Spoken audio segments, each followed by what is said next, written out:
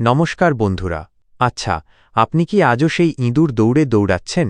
মানে, আপনি যতক্ষণ কাজ করছেন ততক্ষণ টাকা আসছে, আর কাজ বন্ধ করলেই ইনকাম বন্ধ? যদি উত্তর হ্যাঁ হয়, তবে আজকের এই ভিডিও আপনার জীবন বদলে দিতে পারে। আজ আমরা আলোচনা করব বুর্ক হেজেসের বিখ্যাত বই the parable of the pipeline নিয়ে। এই ভিডিওর শেষে আপনি জানবেন কেন শুধু চাকরি করা বা বালতি টানা যথেষ্ট নয়, কেন আপনার নিজের একটি পাইপলাইন থাকা দরকার। চলুন শুরু করি। বুর্ক হেজেসের লেখা the parable of the pipeline বইটির প্রথম অধ্যায়টি আর্থিক স্বাধীনতার ক্ষেত্রে একটি ক্লাসিক উদাহরণ। এখানে গল্পের মাধ্যমে বোঝানো হয়েছে কেন শুধু হাড়ভাঙা খাটুনি, লিনিয়ার ইনকাম যথেষ্ট নয়, বরং একটি সিস্টেম বা পাইপলাইন, প্যাসিভ ইনকাম তৈরি করা জরুরি। এই গল্পের প্রথম অধ্যায়ের মূল অংশটি নিচে আলোচনা করা হল। ১. দুই বন্ধুর গল্প, বার্ক এবং ব্রুনো। ইতালির এক ছোট গ্রামে দুই তরুণ বন্ধু থাকত, বার্ক আর ব্রুনো। দুজনেই ছিল খুব উচ্চাকাঙ্ক্ষী এবং বড় হওয়ার স্বপ্ন দেখত। একদিন গ্রামের মোড়ল তাদের একটি কাজ দিলেন, কাছের নদী থেকে বালতি করে জল বয়ে এনে গ্রামের চৌবাচ্চায় ভরতে হবে। প্রতি বালতি জলের জন্য তারা নির্দিষ্ট টাকা পাবে। ২. ব্রুনোর পরিকল্পনা, বেশি খাটুনি, বেশি টাকা। ব্রুনো খুব খুশি ছিল। সে ভাবল এটাই বড়লোক হওয়ার সুযোগ। সে বড় বড় বালতি ব্যবহার করা শুরু করল, যাতে প্রতিবার বেশি জল আনা যায়। তার বিশ্বাস ছিল কঠোর পরিশ্রম সমান বেশি আয়। সে মনে মনে স্বপ্ন দেখতে শুরু করল যে এই জমানো টাকা দিয়ে সে একটা গরু আর একটা বড় বাড়ি কিনবে। ৩. বার্কের পরিকল্পনা, স্মার্ট কাজ বা পাইপলাইন। বার্ক কিন্তু ব্রুনোর মতো অতটা আশাবাদী ছিল না। প্রতিদিন বালতি বয়ে তার পিঠে আর হাতে প্রবল ব্যথা হতো। সে বুঝতে পারল এইভাবে সারা জীবন জল টানা সম্ভব নয়। সে এক অভিনব বুদ্ধি বের করল, একটি পাইপলাইন তৈরি করা। বার্ক ঠিক করল সে দিনের একটা সময় বালতি করে জল টানবে, যাতে তার বর্তমান খরচ চলে, আর বাকি সময়টা পাইপলাইন তৈরির পিছনে দেবে। সে জানত পাথুরে জমিতে পাইপলাইন খোঁড়া খুব কঠিন কাজ এবং এর ফল পেতে সময় লাগবে। ৪. গ্রামের মানুষের প্রতিক্রিয়া। গ্রামের লোকজন আর ব্রুনো মিলে বার্ককে নিয়ে হাসাহাসি শুরু করল। তারা তাকে পাইপলাইন ম্যান বলে ডাকতে লাগল। ব্রুনো যখন নতুন কেনা জিনিসপত্র নিয়ে আনন্দ করছিল, বার্ক তখন একা হাতে ঘাম ঝরিয়ে পাইপলাইন তৈরি করছিল। প্রথম অধ্যায়ের মূল শিক্ষা। এই অধ্যায়টি আমাদের চোখের সামনে দুটো বাস্তব ছবি তুলে ধরে। বৈশিষ্ট্য: ব্রুনোর পথ বালতি টানা, বার্কের পথ পাইপলাইন তৈরি। আয়ের ধরন: লিনিয়ার ইনকাম, কাজ করলে টাকা, না করলে নেই। প্যাসিভ ইনকাম, একবার তৈরি হলে আজীবন আয়। ঝুঁকি: বয়স বাড়লে বা শরীর খারাপ হলে আয় বন্ধ। শুরুতে কষ্ট হলেও পরে স্থায়ী সুরক্ষা। সময়: সময়ের বিনিময়ে টাকা, সময়ের সঠিক বিনিয়োগ। সহজ কথায়, প্রথম অধ্যায় আমাদের প্রশ্ন করে, আপনি কি আজও বালতি টানছেন, নাকি নিজের পাইপলাইন তৈরির কথা ভাবছেন? বইটির দ্বিতীয় অধ্যায়টি অত্যন্ত গুরুত্বপূর্ণ। এই অধ্যায়ের নাম হল লেসন্স ফ্রম দ্য পাইপলাইন বা পাইপলাইনের শিক্ষা। প্রথম অধ্যায়ে আমরা পাবলো এবং ব্রুনোর গল্প শুনেছিলাম, যেখানে ব্রুনো বালতি করে জল টেনে টাকা রোজগার করত আর পাবলো কষ্ট করে একটি পাইপলাইন তৈরি করছিল। দ্বিতীয় অধ্যায়টি মূলত আমাদের শেখায় কেন পাবলোর পথটি বেশি বুদ্ধিমানের ছিল। আসুন সহজভাবে এই অধ্যায়ের মূল কথাগুলো বুঝে নিই। ১. সময়ের বিনিময়ে টাকা, the time for money trap. অধ্যায়টি শুরু হয় ব্রুনোর অবস্থা দিয়ে। ব্রুনো ভাবত সে অনেক সফল, কারণ তার কাছে বড় বালতি আছে এবং সে অনেক জল টেনে বেশি টাকা পায়। কিন্তু এখানে একটি বড় সমস্যা ছিল: সীমাবদ্ধতা। মানুষের সময় এবং শক্তি সীমিত। ব্রুনো দিনে ২৪ ঘণ্টার বেশি কাজ করতে পারবে না। ঝুঁকি: যদি ব্রুনো অসুস্থ হয়ে পড়ে বা কোনো কারণে জল টানতে না পারে, তবে তার আয় সাথে সাথে বন্ধ হয়ে যাবে। একেই লেখক বলেছেন বাকেট ক্যারিং বা বালতি টানা অর্থনীতি। পাইপলাইনের শক্তি, the power of the pipeline. Pablo কিন্তু বর্তমানের আরামের চেয়ে ভবিষ্যতের নিরাপত্তার কথা ভেবেছিল। সে জানত যে পাইপলাইন তৈরি করা কঠিন এবং এতে সময় লাগবে। কিন্তু একবার পাইপলাইন তৈরি হয়ে গেলে অবিরাম আয়। পাবলো যখন ঘুমাবে বা ঘুরতে যাবে, তখনও পাইপলাইন দিয়ে জল বইবে এবং তার পকেটে টাকা আসবে। লিভারেজ: পাবলো তার সময়ের সঠিক ব্যবহার লেভারেজ করেছিল।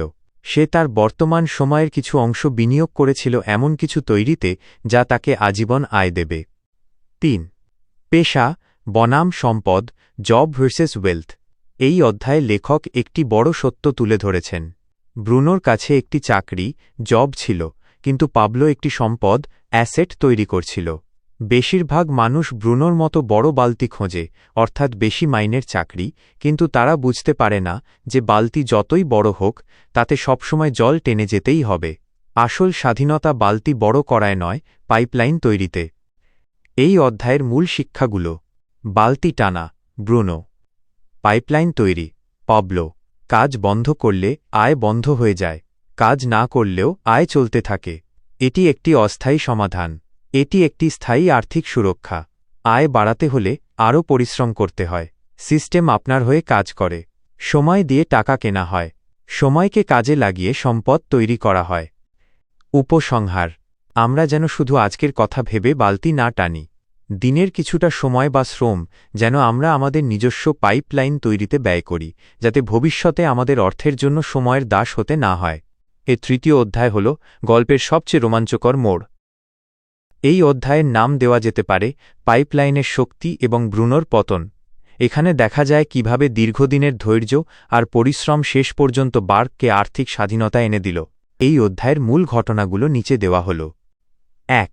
পাইপলাইনের উদ্বোধন, দ্য গ্র্যান্ড ওপেনিং। অবশেষে সেই দিনটি এল। বার্কের পাইপলাইন তৈরি হয়ে গেল। এখন বার্ককে আর কষ্ট করে বালতি বয়ে নদী থেকে জল আনতে হয় না। সে শুধু পাইপলাইনের কলটা খুলে দিল, আর ঝরঝর করে জল গ্রামের চৌবাচ্চায় এসে পড়তে লাগল। গ্রামের মানুষ অবাক হয়ে দেখল, বার্ক এখন আর কাজ করছে না, কিন্তু জল আসছে। যত বেশি জল গ্রামে আসছিল, বার্কের পকেটে তত বেশি টাকা ঢুকছিল। 2. 24 ঘণ্টা আয়, মানি ওয়াইল ইউ স্লিপ। তৃতীয় অধ্যায়ের সবচেয়ে বড় শিক্ষা হল বার্কের আয়ের ধরন। বার্ক যখন খাচ্ছিল তখন টাকা আসছিল, বার্ক যখন ঘুমোচ্ছিল তখন জল পাইপ দিয়ে বইছিল, আর তার আয় বাড়ছিল। এমনকি বার্ক যখন ছুটিতে ঘুরতে যাচ্ছিল তখনও পাইপলাইন তাকে টাকা দিচ্ছিল। একে বলা হয় আসল প্যাসিভ ইনকাম। বার্ক এখন আর সময়ের বিনিময়ে টাকা রোজগার করছে না, সে একটি সিস্টেমের বিনিময়ে টাকা পাচ্ছে। 3. ব্রুনোর করুণ দশা। অন্যদিকে ব্রুনোর অবস্থা খুব খারাপ হয়ে গেল। বছরের পর বছর ভারী বালতি টানার ফলে তার শরীর পুরোপুরি ভেঙে পড়েছে। সে এখন আর আগের মতো জল আনতে পারে না, তাই তার আয়ও কমে গেছে। ব্রুনোর কাছে এখন আর কোনো কাজ নেই, কারণ গ্রামের মানুষ এখন সস্তায় আর সহজে বার্কের পাইপলাইনের জল পাচ্ছে। ব্রুনো এখন গ্রামের বেকারদের একজন হয়ে পড়ল, তার জমানো টাকাও ফুরিয়ে এল। 4. বার্কের মহানুভবতা। গল্পের এই অংশে বার্কের চরিত্রের এক বিশেষ দিক দেখা যায়। সে ব্রুনোর ওপর রাগ না করে তাকে সাহায্য করতে এগিয়ে এল। বার্ক ব্রুনোকে বলল, ব্রুনো, আমি তোমাকে কষ্ট পেতে দেখতে চাই না। আমি তোমাকে শেখাব কিভাবে পাইপলাইন তৈরি করতে হয়। আমরা দুজনে মিলে সারা দেশে এরকম পাইপলাইন তৈরি করব। বার্ক বুঝতে পেরেছিল যে শুধু নিজের জন্য পাইপলাইন বানানো যথেষ্ট নয়, অন্যদেরও এই সিস্টেম শেখানো দরকার, যাতে পুরো সমাজ স্বনির্ভর হতে পারে। তৃতীয় অধ্যায়ের প্রধান শিক্ষা, কি টেকঅ্যাওয়েজ। বিষয়: বার্কের বর্তমান অবস্থা, ব্রুনোর বর্তমান অবস্থা। আয়, ইনকাম, অফুরন্ত এবং স্বয়ংক্রিয়, প্রায় শূন্য। জীবনযাত্রা: স্বাধীন এবং চাপমুক্ত, অসহায় এবং পরনির্ভরশীল। ভবিষ্যৎ: নিরাপদ ও উজ্জ্বল, অনিশ্চিত। উপসংহার: এই অধ্যায়ে আমাদের শেখায় যে প্রযুক্তির ব্যবহার এবং দূরদর্শী চিন্তাভাবনা মানুষকে গাধার খাটুনি থেকে মুক্তি দেয়। বালতি টানা, চাকরি সাময়িকভাবে দরকার হতে পারে, কিন্তু লক্ষ্য থাকা উচিত নিজের পাইপলাইন, ব্যবসা বা বিনিয়োগ তৈরি করা। এর চতুর্থ অধ্যায় হল এই গল্পের সবচেয়ে অনুপ্রেরণামূলক এবং দূরদর্শী অংশ। এই অধ্যায়টির নাম দেওয়া যেতে পারে স্বপ্নকে ছড়িয়ে দেওয়া এবং দলগত সাফল্য, দ্য পাওয়ার অফ ডুপ্লিকেশন। এই শেষ অধ্যায়ের সারমর্ম নিচে দেওয়া হল। 1. বার্কের নতুন দৃষ্টিভঙ্গি। পাইপলাইন তৈরি করার পর বার্ক কিন্তু হাত গুটিয়ে বসে থাকল না। সে বুঝতে পারল, সে যে কৌশলটি শিখেছে তা পৃথিবীর কোটি কোটি মানুষের কাজে লাগতে পারে। সে ব্রুনোর কাছে গিয়ে হাত বাড়িয়ে দিল এবং বলল, ব্রুনো, আমি তোমাকে হিংসে করি না, বরং আমি চাই তুমিও আমার মতো সফল হও। চলো আমরা একসাথে সারা বিশ্বে পাইপলাইন গড়ার কাজ শুরু করি। ডুপ্লিকেশন বা অনুলিপি করার শক্তি, দ্য পাওয়ার অফ ডুপ্লিকেশন। চতুর্থ অধ্যায়ের মূল মন্ত্র হল ডুপ্লিকেশন, বার্ক ব্রুনোকে শেখাল কিভাবে পাইপলাইন বানাতে হয়। এরপর তারা দুজনে মিলে আরও কয়েকজনকে শেখাল। এইভাবে একটি বিশাল নেটওয়ার্ক তৈরি হল। বার্ক একা একটি পাইপলাইন বানিয়েছিল, এখন সে হাজার হাজার মানুষকে পাইপলাইন বানানো শেখাচ্ছে। এর ফলে বার্কের আয় আগের চেয়ে বহুগুণ বেড়ে গেল, কারণ সে এখন শুধু নিজের পাইপলাইন নয়, বরং একটি সিস্টেমের নেটওয়ার্ক থেকে আয় করছে। ৩. বালতি টানার মানসিকতা বনাম পাইপলাইন মানসিকতা। এই অধ্যায়ে লেখক একটি চমৎকার তুলনা করেছেন। পৃথিবীতে দুই ধরনের মানুষ আছে। ১.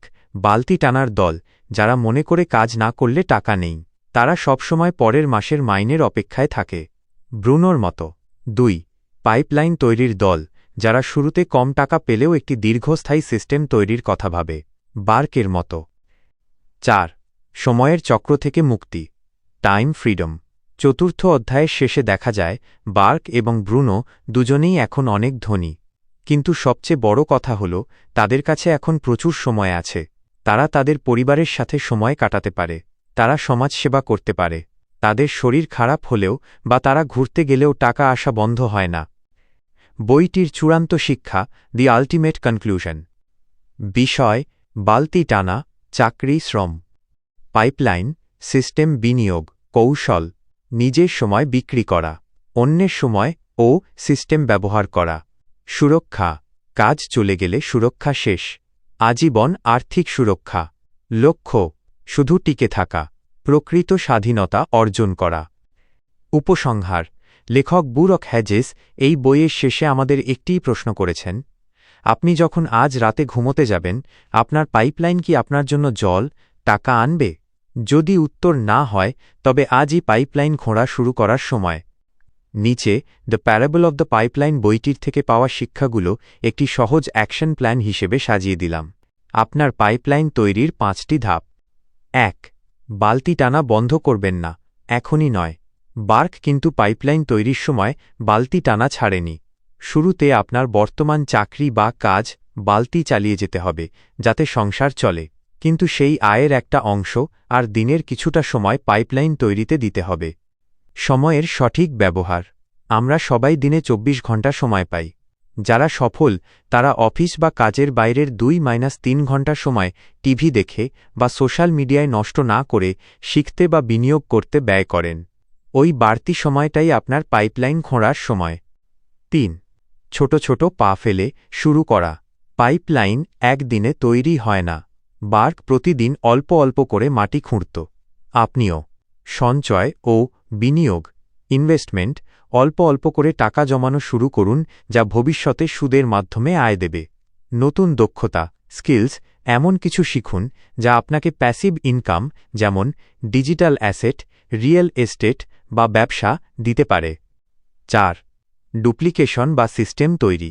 নিজে একা খাটার বদলে এমন একটা সিস্টেম তৈরি করার চেষ্টা করুন যা আপনার অনুপস্থিতিতেও চলবে। এটি কোনো ছোট ব্যবসা হতে পারে বা ভালো কোনো ফান্ডে বিনিয়োগ হতে পারে, যেখানে টাকা আপনার হয়ে কাজ করবে। ৫. ধৈর্য এবং বিশ্বাস। যখন আপনি পাইপলাইন তৈরি করবেন, লোকে ব্রুনোর মতো হাসাহাসি করতে পারে। তারা হয়তো বলবে এসব করে কিছু হবে না। কিন্তু বার্কের মতো আপনাকে নিজের লক্ষ্যের ওপর বিশ্বাস রাখতে হবে। মনে রাখবেন, স্বল্পমেয়াদী কষ্ট সমান দীর্ঘমেয়াদী মুক্তি। আমাদের শুধু কষ্ট করে পড়াশোনা করলেই হবে না, আমাদের এমন বুদ্ধিমান হতে হবে যাতে আমরা বড় হয়ে অন্যদের সাহায্য করতে পারি এবং আমাদের কাজ যেন আমাদের স্বাধীনতার পথ দেখায়। নিচে একদম সহজ ভাষায় কয়েকটি পাইপলাইন বা প্যাসিভ ইনকাম আইডিয়া দেওয়া হল, যা আপনি এখন থেকেই ভবিষ্যতের জন্য শুরু করতে পারেন। আপনার নিজের পাইপলাইন তৈরির ৪টি উপায়। ১. ডিভিডেন্ড স্টক বা mutual fund. The financial pipeline. এটি হল সবচেয়ে জনপ্রিয় উপায়। আপনি যখন কোনো ভালো কোম্পানিতে টাকা বিনিয়োগ করেন, তখন সেই কোম্পানি তাদের লাভের একটা অংশ আপনাকে দেয়। কিভাবে কাজ করে? আপনি প্রতি মাসে অল্প অল্প করে টাকা জমান, যেমন এসআইপি। ফলাফল: কয়েক বছর পর আপনার জমানো টাকা এবং তার থেকে আসা সুদ বা ডিভিডেন্ড আপনাকে একটা মাসিক আয় দিতে শুরু করবে, যার জন্য আপনাকে আর কাজ করতে হবে না। ২. ডিজিটাল অ্যাসেট বা online content. The knowledge pipeline. আজকের দিনে এটি খুব শক্তিশালী। আপনি যদি কোনো বিষয় দক্ষ হন, যেমন রান্না, গান বা কোনো বিশেষ বিষয়, তবে তার ওপর ভিত্তি করে কিছু তৈরি করতে পারেন। কিভাবে কাজ করে? একটি ইউটিউব চ্যানেল, ব্লগ বা অনলাইন কোর্স তৈরি করা। ফলাফল: একবার কষ্ট করে ভিডিও বা কোর্স বানিয়ে দিলে সেটি আজীবন ইন্টারনেটে থাকবে এবং মানুষ যতবার দেখবে আপনার আয় ততবার বাড়তে থাকবে বিজ্ঞাপন বা ভিউ থেকে। ৩. রিয়েল এস্টেট বা ভাড়া, দ্য রেন্টাল পাইপলাইন। এটি হল পুরনো এবং নির্ভরযোগ্য পদ্ধতি। কিভাবে কাজ করে? একটি দোকান বা বাড়ি কেনা যা থেকে প্রতি মাসে নির্দিষ্ট ভাড়া আসবে। ফলাফল: বাড়িটির দামও বাড়বে, অ্যাপ্রিসিয়েশন, আবার প্রতি মাসে পকেটে টাকাও আসবে। ৪. ছোট ব্যবসা যা অটোমেশনে চলে, দ্য বিজনেস পাইপলাইন। এমন একটি ব্যবসা শুরু করা যেখানে আপনাকে সবসময় বসে থাকতে হবে না। কিভাবে কাজ করে? একটি ছোট দোকান বা ফ্র্যাঞ্চাইজি যেখানে আপনি একজন দক্ষ ম্যানেজার রাখবেন। ফলাফল: সিস্টেমটি আপনার হয়ে কাজ করবে আর আপনি শুধু তদারকি করবেন। ভিডিওটি ভালো লাগলে লাইক করুন আর আপনার সেই বন্ধুর সাথে শেয়ার করুন যে শুধু ব্রুনোর মতো খেটে মরছে। পরবর্তী প্রজন্মের ভবিষ্যতের জন্য এই শিক্ষাগুলো দেওয়া খুব জরুরি। সাবস্ক্রাইব করতে ভুলবেন না। দেখা হচ্ছে পরের ভিডিওতে।